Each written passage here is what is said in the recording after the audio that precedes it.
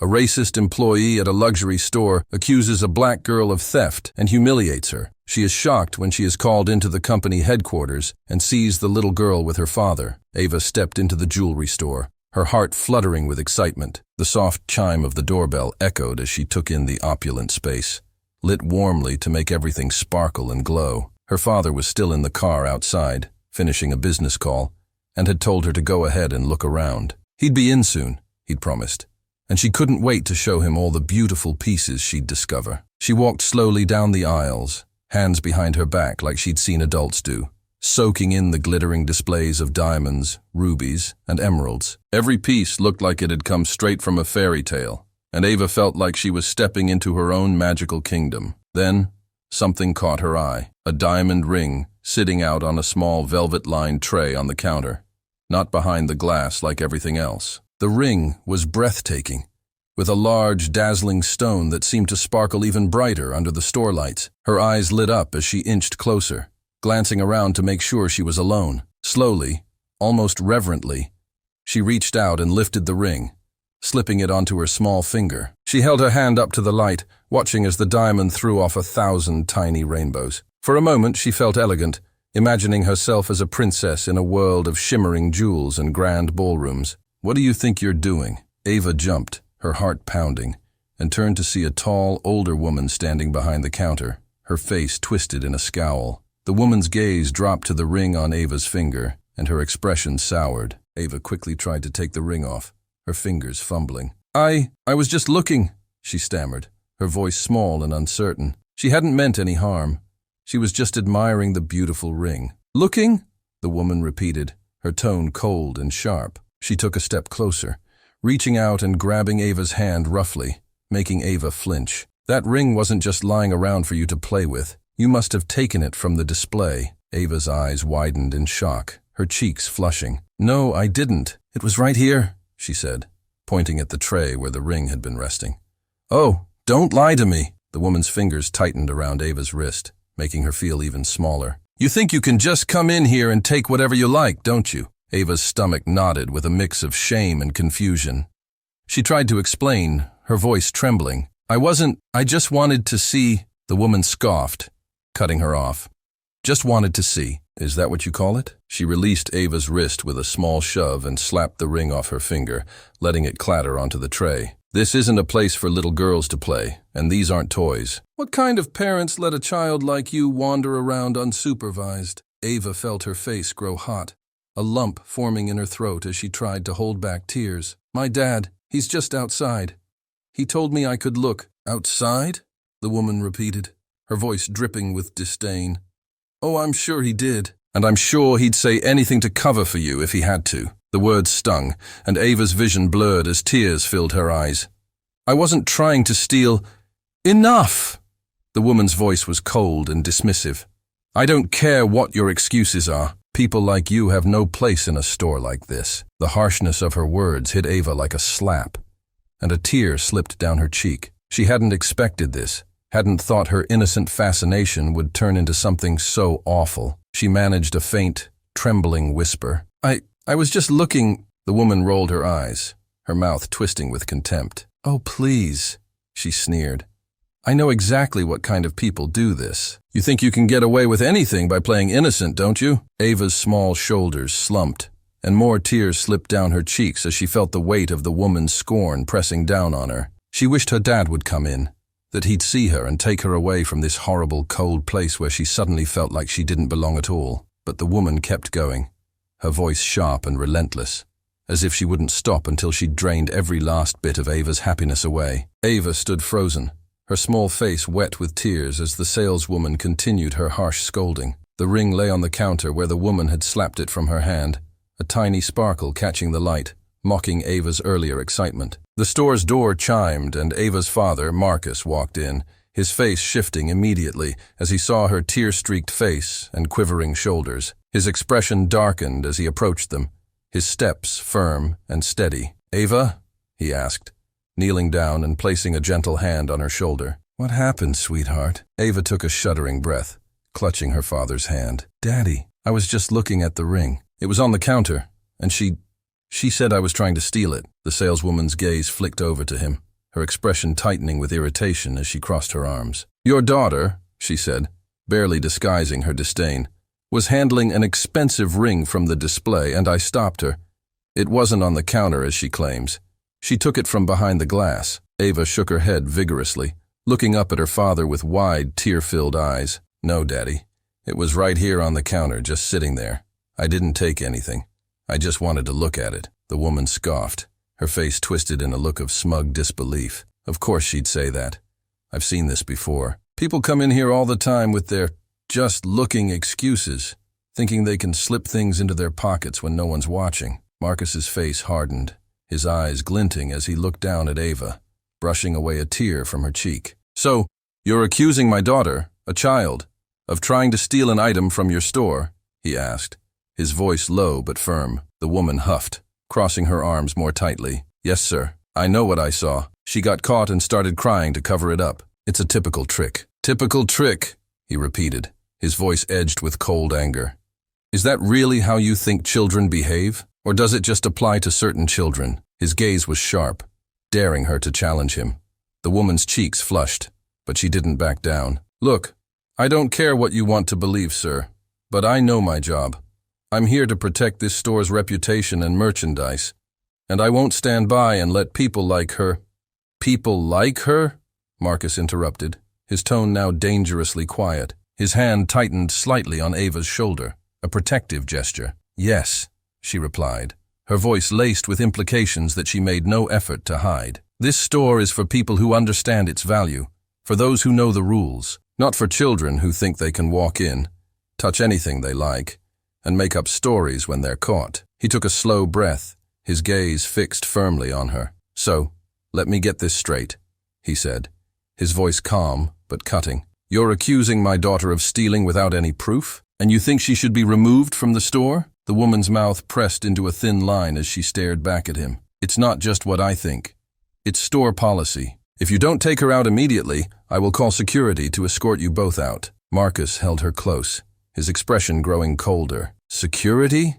he repeated, his tone filled with disbelief. "You're threatening to call security on a little girl for touching a ring that you left out." The woman raised her chin defiantly, clearly unmoved. "If that's what it takes to maintain the standards of this store, then yes, it's my job to make sure people who don't understand those standards are shown the door." "Standards?" he echoed, his voice filled with incredulity. "I'd say the only one who doesn't meet those standards here is you." He looked around the store, then back at her, an icy calm in his eyes. "In fact, I know exactly what this store's standards are because I'm the owner." The woman's eyes widened for a brief second before she let out a scoff, clearly dismissing him. "Right," she said sarcastically. "And I suppose I'm the Queen of England. Look, I've dealt with people pulling stunts before. Just because you're unhappy with how I handle things doesn't mean you can waltz in here and pretend to be someone you're not." He raised an eyebrow, his expression unchanging. "Pretending?"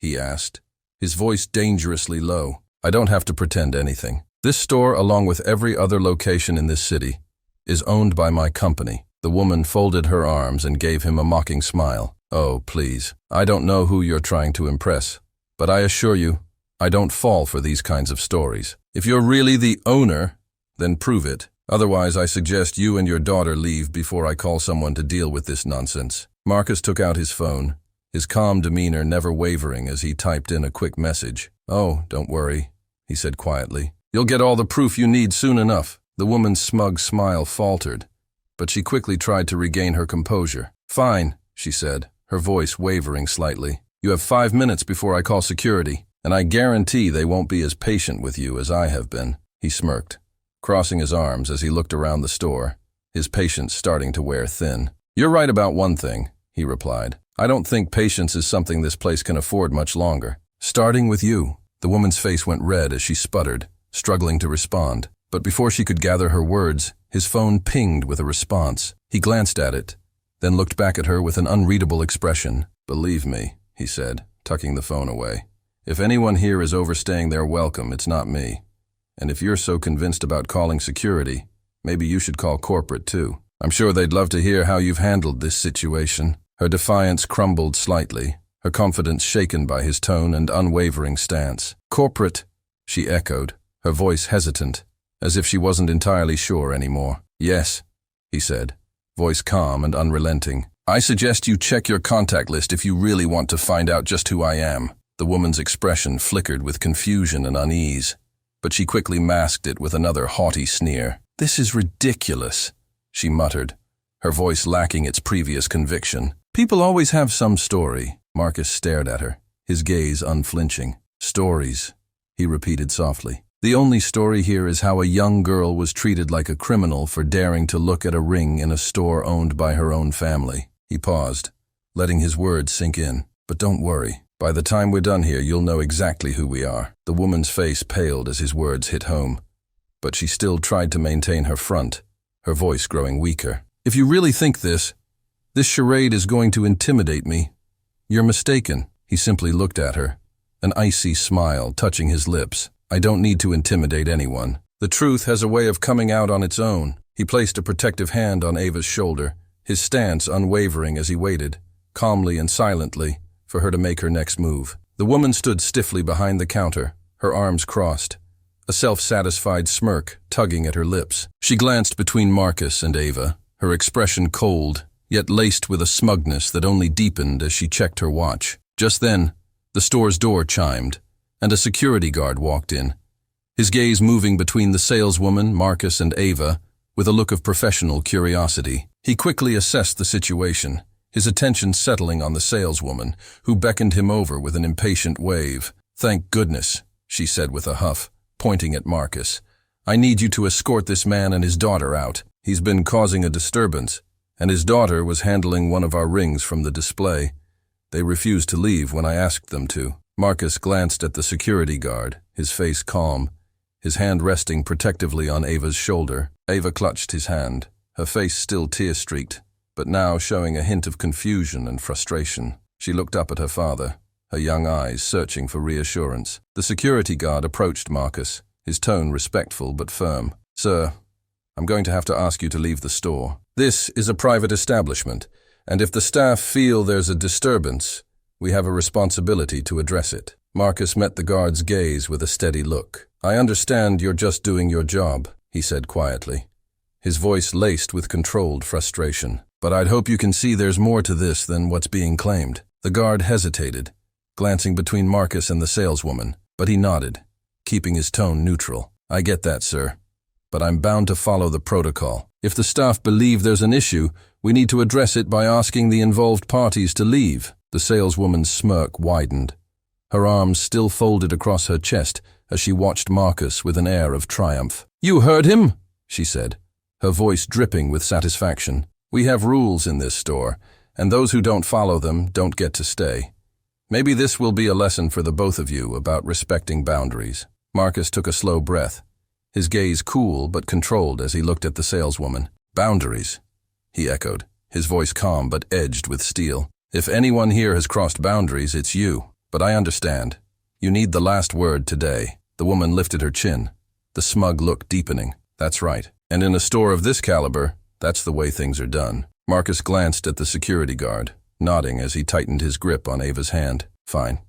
We'll leave, he said, his voice steady. But rest assured this isn't over. And the next time you see us, I'll be the one making the rules clear. The woman's face didn't falter, but her eyes sparkled with satisfaction. I look forward to it, she replied, giving him a mocking smile. Maybe you'll even learn a thing or two about how to behave in places like this. Ava looked up at her father, her young face a mixture of confusion and hurt. Daddy, why do we have to leave? She whispered, her voice barely audible. Marcus knelt down, brushing a tear from her cheek and giving her a gentle, reassuring smile. Because some people think they have the right to judge others, sweetheart. But remember this, no one, and I mean no one, has the right to make you feel small. Ava nodded, still clutching his hand tightly as he stood up, facing the woman one last time with a look that was both calm and unwavering. Without another word, he led Ava toward the door, his step steady, his head held high. As they exited the store, Ava glanced back, catching a glimpse of the saleswoman's smug face as she watched them go, her arms still crossed in satisfaction. Outside the store, Marcus led Ava to a nearby bench and knelt down to meet her eyes, his expression softening as he wiped away the last of her tears. She looked up at him, her eyes wide with a mix of confusion and hurt. Daddy, Did I do something wrong? She asked, her voice small. He shook his head firmly. No, sweetheart. You didn't do anything wrong, he said, his voice gentle but resolute. That woman? She was being unfair and frankly cruel. She judged you just because she wanted to, because she thought you didn't belong. Ava frowned, her brows knitting together. But why? Marcus took a deep breath, choosing his words carefully. Sometimes people act like that because they carry unfair, ugly ideas about others. They believe certain people don't belong in places like that store. It's called prejudice, Ava. And in this case, it was racism. Ava blinked, trying to make sense of it. So, she was mean to me because of how I look? Marcus nodded, a sadness flickering in his eyes. But he kept his voice calm. Yes, that's exactly it. She assumed you didn't belong because of your appearance. And that's not fair, not right, and certainly not something you deserve. He paused, letting his words sink in. People like her are out there, Ava. It's not something we can change in a day, but that doesn't mean they get to treat you, or anyone else, like that. Ava's face tightened, a small spark of determination in her young eyes. So, are you going to let her get away with it? A smile played on Marcus's lips, pride shining through his seriousness. Absolutely not. People like her need to understand that their actions have consequences. Tomorrow, I'm going to set up a meeting with her and with everyone else who runs that store, and she'll find out exactly who we are and what we stand for. Ava's eyes lit up with curiosity. A meeting? Marcus nodded, leaning in closer. Yes. I want her to see that her judgment of you was wrong, and that treating people differently because of how they look isn't just unkind. It's something I won't tolerate in my company. He paused, a twinkle of excitement sparking in his eyes. And you know what? You can be there with me if you want. You can attend the meeting, and together we'll remind her that everyone deserves respect. Ava's eyes widened in surprise, then brightened with a quiet determination. I want to go. I want her to see that she was wrong. Marcus smiled, pride swelling in his chest. That's my girl. Tomorrow she'll see that no one can judge you without facing the consequences. And you? You'll get to see how we stand up for ourselves in a world that still has a lot to learn. With that, Marcus wrapped an arm around Ava, holding her close. They sat in quiet for a moment, both finding strength in the warmth of the other, knowing that tomorrow they'd face the challenge together. Marcus and Ava sat quietly in the grand conference room, the faint hum of city sounds muffled behind the thick glass windows. Ava's hand rested in her father's, her fingers gripping tightly as they both waited. Marcus was calm but unyielding, his expression hard as he prepared to confront the saleswoman who had humiliated his daughter. He gave Ava a reassuring nod, silently promising her that this time things would be different. The door creaked open, and the saleswoman entered, looking around with a casual confidence that faded the moment she saw who was waiting for her. Her steps faltered, and her eyes widened as she registered Marcus and Ava sitting across the table. She hesitated, a forced smile appearing on her face as she quickly tried to mask her surprise. "Please have a seat," Marcus said, his voice steady and commanding as he gestured to the chair across from them. His gaze never wavered, and his calm demeanor only seemed to make her more uncomfortable. Ava watched her closely, a new sense of quiet strength in her eyes. The woman cleared her throat and sat down, clasping her hands nervously in her lap. "Mr. Green," she began, her voice already tinged with defensiveness. "I didn't realize you would be here personally." Marcus tilted his head slightly, his gaze cool. "I'm sure you didn't," he replied. "Just like you didn't realize who I was yesterday when you treated my daughter like a criminal. Or did that not matter to you?" The woman shifted, clearly uncomfortable. She opened her mouth to speak, but seemed unsure of where to start. I was just doing my job, sir. When I saw your daughter with the ring, I thought..." "No," Marcus cut her off, his voice sharp. "You didn't think. That's the problem. You made a judgment, a harsh and baseless assumption, and then you treated my daughter, my 10-year-old daughter, as though she didn't belong. A child who came to admire jewelry in her father's store was treated like a thief by you." The woman's face flushed, her mouth opening and closing as she struggled to respond. "Sir, we have standards, and that ring wasn't where it was supposed to be, so I assumed..." "Let me stop you right there," Marcus interjected, his voice rising slightly. "What you assumed was that she was guilty, and you assumed it because you didn't like what you saw. Because you saw a young black girl holding a piece of jewelry in an upscale store, and that didn't fit your standards, did it?" The woman's face turned red, but she raised her chin, trying to maintain her dignity. "Mr. Green, I have to protect the merchandise. When I saw her holding the ring, I did what I thought was best for the store. I was doing my duty." "Your duty?" Marcus repeated, leaning forward, his gaze piercing. "Your duty is to provide service to every customer, not to judge them based on your narrow, prejudiced assumptions. Your duty was to treat her with the same respect you would show to any other child or adult who walks into that store." The woman bristled slightly, a trace of defiance flickering in her eyes. "With all due respect, Mr. Green, we can't afford to take risks with customers, and if I hadn't acted quickly, that ring could have been damaged or worse." Ava watched as her father's expression shifted, his jaw tightening. "So your answer is that this is about protecting the merchandise?" he asked, his voice laced with contempt. "That's your excuse for berating a little girl? For slapping the ring out of her hand? For humiliating her?" The woman hesitated, her voice faltering. I thought she might take it. I've seen situations like this before, and I was only trying to prevent." "Prevent what?" Marcus snapped, his patience wearing thin. "Prevent a child from admiring a ring that you carelessly left on the counter? Is that what you were trying to prevent? Because from where I'm standing, it seems more like you were only trying to prevent my daughter from being treated with respect." The woman's face reddened, and her hands gripped the edge of the table tightly. "Mr. Green, please.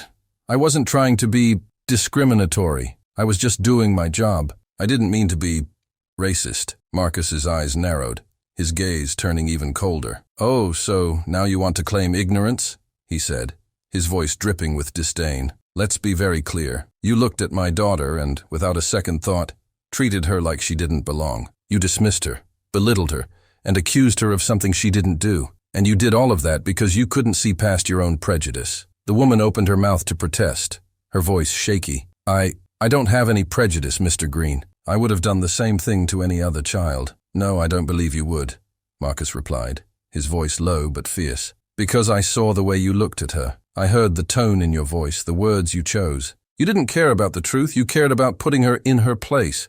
And don't think I didn't hear your comments yesterday about people like her." The woman's face drained of color, and she looked down at her lap, avoiding his gaze. I wasn't trying to," she stammered, her voice barely a whisper. "Save it," Marcus said, his tone cutting. "Your words speak for themselves. You saw a young black girl, and you immediately assumed she was up to no good. You humiliated her, embarrassed her, and made her feel small. And I want you to explain to me why you think that's acceptable behavior." The woman swallowed, struggling to form a response. "Mr. Green, please. I didn't mean any harm. I was just following procedure." The ring was left out, and I thought it was best to intervene. Marcus took a slow, deep breath, trying to rein in his anger. "Following procedure?" he repeated, his voice deadly calm. "Procedure would mean treating every customer fairly and with respect. Procedure would mean asking questions, understanding the situation. Procedure would never mean slapping a ring out of a child's hand and accusing her of theft." Ava, who had been sitting quietly, looked up at her father, her gaze fierce. "Daddy's right," she said, her young voice steady. "You didn't even listen to me. You didn't even ask what happened. You just yelled at me." The woman looked at Ava, her face twisting with guilt. I'm sorry, Ava. I didn't think." "No," Marcus interrupted sharply, his eyes flashing with anger. "That's exactly the point. You didn't think. You didn't think because you didn't care. You didn't see her as a person.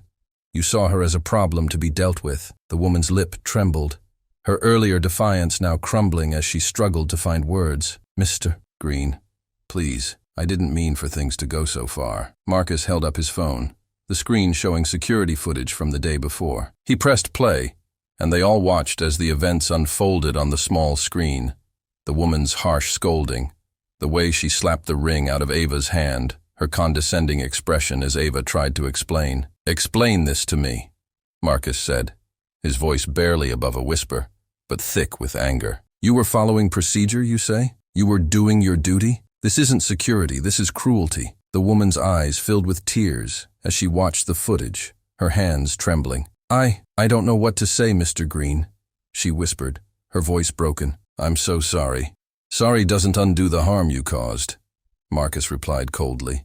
"You made a little girl feel worthless, all because you couldn't see past your own biases, and then you lied to cover it up, pretending you were following some imaginary procedure." The woman's voice cracked as she tried to plead. "Please, Mr. Green, I need this job.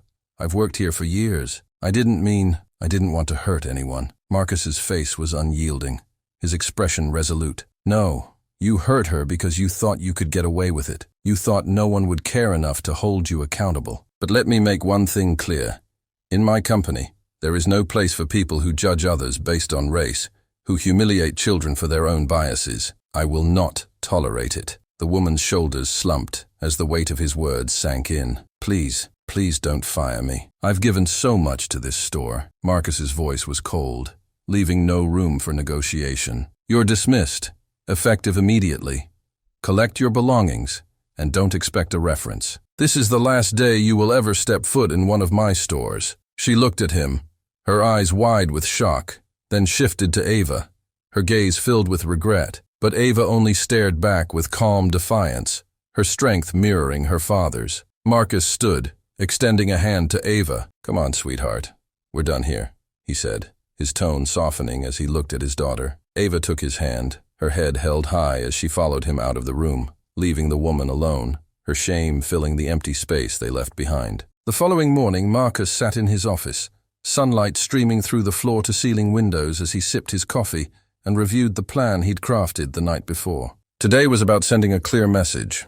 Prejudice and discrimination had no place in his stores, or any place he could influence. He was not only going to ensure the saleswoman was removed from his company, but he would also make it impossible for her to bring her narrow-minded behavior to any other high-end establishment. He leaned back in his chair and picked up the phone, dialing the number for his human resources director, Claire, a sharp and principled woman who had been his ally in upholding the company's values. Within minutes, Claire had answered, her voice brisk but warm.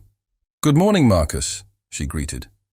"I got your message last night about the incident at the store. I take it you want a full report on her dismissal?" "Yes, Claire, but I want more than that," Marcus said, his voice resolute. "The incident yesterday wasn't just about poor judgment. It was a clear case of discrimination, and I won't have someone like that representing my company, or anyone else's if I can help it." Claire paused, taking in the weight of his words. "I understand, Marcus. We'll make sure she's formally dismissed and won't be eligible for rehire within our company. But are you suggesting we go further?" "Exactly," he replied, his tone cold. "I want her blacklisted from the industry.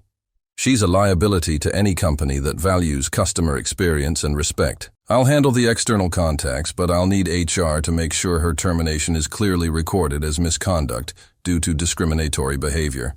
That should be noted in her record, and it should be sent through the appropriate channels." "Of course," Claire agreed. "This will impact her future opportunities within similar establishments, especially those with connections to our industry network. I'll ensure the paperwork is thorough, and I assume you want this done quietly." Marcus thought for a moment. "Quietly, yes, but firmly. I don't want her crying wrongful termination and causing legal headaches, but I want her to understand that her behavior will follow her everywhere." He hung up, a determined look crossing his face. The next call he made was to a few key executives he trusted in the high-end retail industry, friends and colleagues who shared his values and had witnessed their own issues with prejudice and discrimination in their companies. They were seasoned professionals who valued a good reputation and knew that the right connections were essential to keeping their brand names untarnished. He started with James, an old friend who ran an exclusive line of boutique stores across the city. The phone rang twice before a deep, familiar voice answered.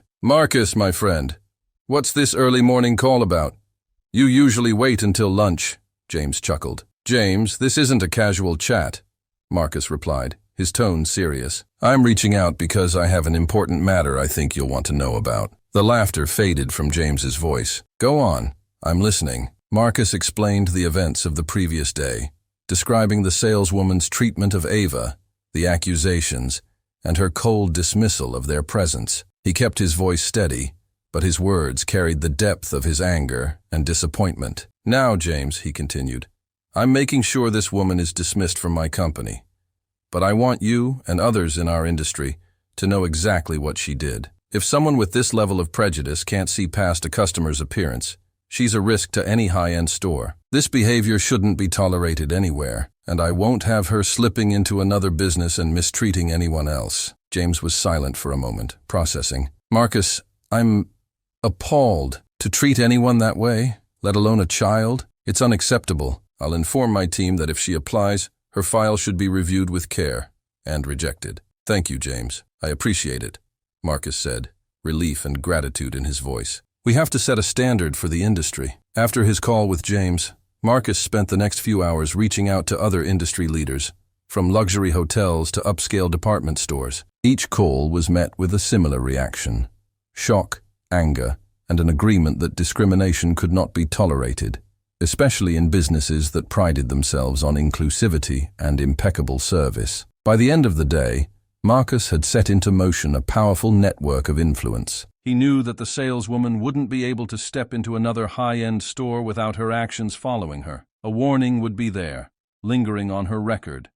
A quiet but powerful reminder that her actions had real consequences. Finally, Marcus took a deep breath, leaning back in his chair as a sense of satisfaction settled over him. He'd done what he set out to do. She would not be able to continue her career as if nothing had happened. If she wanted to work in this industry, she'd have to reckon with her actions, knowing that the path ahead would be anything but smooth. That evening, as Marcus walked into the house, Ava ran up to him, her face lighting up. "Daddy, did you make sure she wouldn't do that to anyone else?" He smiled, kneeling down to her level and pulling her into a gentle hug. "I did, sweetheart. People like her don't get to hide behind their mistakes. I made sure everyone knows what happened." Ava smiled, a mix of relief and pride shining in her eyes. "Good," she said softly, "because nobody should make someone feel like that." Marcus nodded, pride swelling in his chest. "Exactly, Ava. And because of you, she won't." Months had passed since the incident in the jewelry store,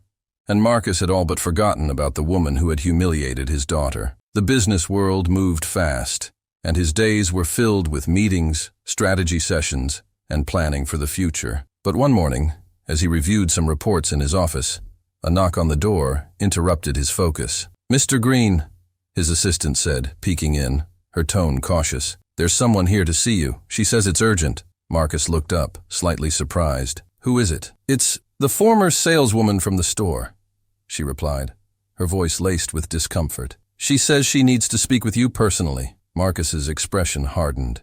He knew immediately why she was here. After he'd ensured her dismissal and blacklisting from the industry, her prospects would have been scarce. Nonetheless, he nodded and waved his hand. "Send her in." Moments later, the woman entered, looking nothing like the smug, confident employee he remembered. Her posture was hunched, her eyes red-rimmed, her hands clutching her purse tightly as though it were a lifeline. She stood before his desk, struggling to meet his gaze, her face full of nervous tension. "Mr. Green," she began, her voice barely above a whisper. "Thank you for seeing me." Marcus leaned back in his chair, his expression unreadable. "Why are you here?" The woman took a shaky breath, her voice trembling as she spoke. I know I'm the last person you want to see, but I came here to ask for help." She swallowed, her gaze dropping to the floor. Ever since that day, I haven't been able to find work. No one in the industry will hire me. Every jewelry store, every boutique I've applied to, they all turn me away. "And you think that's my problem?" Marcus's voice was cold, his eyes steely as he watched her. She flinched slightly but took a step forward, her hands wringing nervously. "Mr. Green, I know I was wrong. I made a terrible mistake, but I've been trying to change. I've been attending seminars, taking courses on diversity, learning about empathy." Her voice broke slightly, and she took a breath. "Please, I'm begging you. I've lost everything. I can't support my family.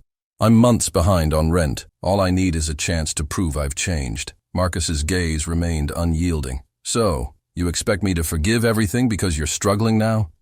Do you think a few seminars are enough to erase the harm you caused?" The woman's face crumpled, tears spilling down her cheeks. I know I hurt your daughter. I can never undo that. But I've been trying to be better, to learn from my mistakes. Please, Mr. Green. I'm desperate." "Desperate?" Marcus repeated, his tone edged with anger. "Desperate like my daughter was, standing alone in that store while you humiliated her?" The woman's shoulders slumped, and she clasped her hands together in front of her, looking down. "Mr. Green, I am so sorry. I was ignorant, I was wrong. But please don't let this mistake define me forever. I've been doing everything I can to change." Marcus's gaze sharpened. "You call it a mistake, as though it were an accident. But what you did that day wasn't a mistake. It was a choice to judge my daughter, to treat her like she didn't belong. You thought you could humiliate her and get away with it because no one would care. And now, when that choice has caught up with you, you come here asking for help. The woman's voice shook as she pleaded. I know that I was wrong. And I know that I have no right to ask this of you. But please, Mr. Green, I have nothing left. I've lost everything. If you could just recommend me somewhere, give me a chance. Marcus leaned forward, his gaze cold and unyielding. And what about my daughter? What about the lesson she learned from you? The lesson that there are people in this world who will look at her and see only what they want to see? You taught her that day that people like you exist, people who will judge her without a second thought. The woman's hands shook, and she took a step back, her face stricken. Please, Mr. Green, I'm willing to do anything to make up for what I did. I've changed, I swear. I'm not the same person I was. Marcus shook his head slowly, a look of disappointment flashing across his face. You say you've changed, but the truth is, you only learned empathy after you lost everything. You only cared to change when you found yourself on the other side. And that isn't growth, it's desperation. The woman's voice cracked, and she wiped a tear from her cheek, her face filled with despair. Mr. Green, please. I don't know where else to go. Marcus stood, his gaze hard as he looked down at her. You created this reality for yourself. This is your consequence, and it's not something I can, or will, fix for you. The woman's shoulders slumped as she realized he would not help her. She opened her mouth to say something, but no words came. Instead, she nodded slowly, accepting the finality in his words. Without another word, she turned and left his office, the weight of her actions pressing down on her as she walked out, defeated and alone. The following evening, Marcus sat on the back porch, watching the sun dip below the horizon, casting a warm orange glow across the yard. Ava joined him, curling up beside him, her head resting on his shoulder as they sat in comfortable silence, the weight of the last few months lingering in their thoughts. After a while, Ava broke the silence, her young voice soft but thoughtful. Daddy, that lady from the store, did she ever say sorry? Marcus took a deep breath, thinking carefully before he answered. She did, yes. She came to my office today asking for help because she couldn't find a job. Ava's face twisted in confusion. She wanted you to help her? Marcus nodded. Yes. She said she had nowhere else to turn and was trying to show that she'd changed. She said she'd been learning, trying to be a better person. Ava looked up at him, her face a mixture of curiosity and concern. And did you help her? Marcus shook his head, his gaze thoughtful. No, I didn't. Because I realized that she wasn't asking for forgiveness, because she understood what she'd done. She was asking for help, because she wanted to get back what she'd lost. Ava processed his words, a small frown forming as she considered them. So, she only wanted to be nice because it was hurting her? Exactly, Marcus replied, a hint of sadness in his voice. She realized that the world isn't as forgiving as she'd hoped, and sometimes people only change when they have no other choice, but that doesn't mean they've truly learned anything. Ava thought about this for a moment, her young face filled with a wisdom that took Marcus by surprise. But Daddy, do you think people can really change if they only do it because they have to? Marcus looked at her, proud of how perceptive she was becoming. That's a good question, Ava. I think real change has to come from the heart, from understanding the harm you caused and wanting to make things better, even if it doesn't get you anything in return. He paused, letting his words settle. Sometimes people don't realize that the way they think and act can hurt others, and it takes something big to make them see it. Ava leaned into him, her voice soft. I remember how she made me feel that day, like I didn't belong. She took a deep breath. But I also remember you standing up for me. You made me feel like I do belong. Marcus wrapped an arm around her shoulders, pulling her closer. And you do, Ava. No one has the right to make you feel less than anyone else. People like her are out there, but so are people who'll see you for who you are, who'll respect you and treat you with kindness. Ava nodded, absorbing his words, a sense of strength growing in her expression. I didn't understand it all before, but now I think I get it. It's not just about saying you're sorry, it's about meaning it. Marcus smiled, filled with pride. Exactly, Ava. And when we're hurt by people who don't understand that, we have to remember that their actions reflect on them, not on us. You have nothing to prove to people who can't see you clearly. Ava's small hand slipped into his, and she looked up at him with a new confidence in her eyes. Thank you, Daddy, for teaching me to stand up for myself, and for showing me that being strong doesn't mean being mean back. Marcus's heart swelled with pride. his gaze softening as he looked at her. "You're going to grow up to be strong and kind, Ava, and no one will make you feel small again." As they sat together in the fading light, Marcus felt a deep sense of peace, knowing that Ava understood the lesson he had fought so hard to teach her. He hadn't just stood up to a woman's prejudice that day. He'd shown Ava that she was worthy of respect, dignity, and belonging, and he knew, as he watched her, that she would carry that lesson with her for the rest of her life.